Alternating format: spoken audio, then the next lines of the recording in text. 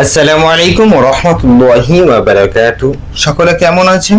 আশা করি সকলে সুস্থ এবং ভালো আছেন। আমি আল্লাহর রহমতে আপনাদের দোয়ার বদৌলতে সুস্থ এবং ভালো আছি।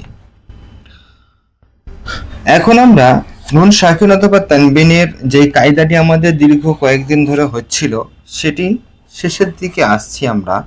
কারণ কি, নুন সাকিন অথবা তানবিনের যেই চারটি কায়দা আছে, চারটি কায়দার মধ্যে এটি হচ্ছে আমাদের শেষ কায়দা।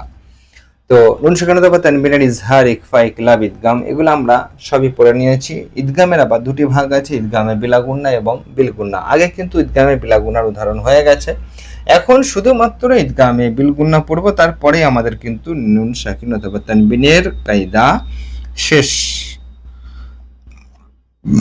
নুন সাকিন অথবা তানবিনের কায়দা শেষ মানে আমাদের বেশিরভাগ অংশেই কোরআন পড়ার আমরা যোগ্য হয়ে গেছি। তো বিষয়টা হচ্ছে, আমরা কিন্তু আগেও বলেছি এবং এখনো বলছি, বারবার বলছি, এই জায়গাটা কিন্তু বানান করার সময় আমাদের 99% যারা আমরা পড়াই বা পড়ি সকলেরই কিন্তু ভুল হয়ে থাকে। তো এটা আমাদের শিক্ষকের কাছে শেখা বা জানা।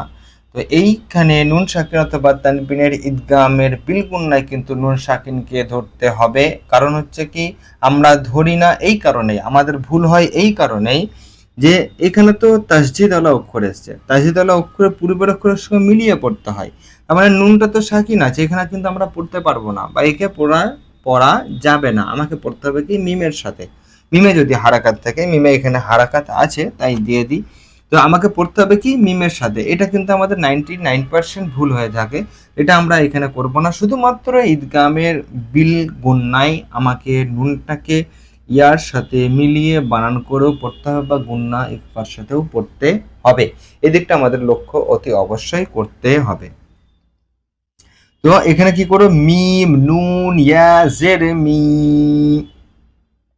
ইয়া ওয়াও জাবার ইয়াও, মিয়াও মিয়াও, মিম জের মি, মিয়াউমি মিয়াউমি মিয়াউমি।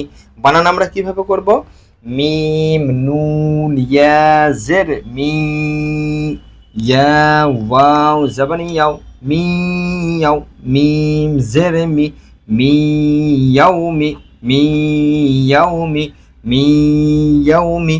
এখন আমরা ইজারার দিকে যাবো ইনশাআল্লাহ তাআলা। ইজারা হয়ে যাবে কি, মিমে মুতাহারিক হবে। মুতাহারিক হলে অক্ষরকে তাড়াতাড়ি পড়া, মোটে উল্টানা, মারুফ আর মুজিল আওয়াজ থেকে বাঁচা। এখানে নুন সাকিনের ইদগামে বিল গুন্না হবে, ইয়া এসছে ওই জন্য। তো এখানে নুন সাকিন কিভাবে পড়বো, নুন সাকিনকে আমরা পড়বো ইয়ার সাথে গুন্না ইকফার সাথে মিলিয়ে পড়তে হবে। ইয়া হয়ে যাবে কি মুসাদ্দাত এবং ওয়াউলিন। ওয়াও সাকিনের পূর্বে জাবার আলে আসলে ওয়াউলিন হবে, ওয়াউলিনকে নরম আওয়াজের সাথে তাড়াতাড়ি পড়তে হয়। আর মিম মুতাহারিক হবে, মিম কি হবে, মুতাহারিক। তো আজকে এই পর্যন্তই। আগামীতে ইনশাআল্লাহ তাআলা আরো নতুন কিছু নিয়ে আপনাদের সামনে উপস্থিত হব। ততক্ষণ সকলে সুস্থ থাকবেন, ভালো থাকবেন এবং দোয়া করবেন।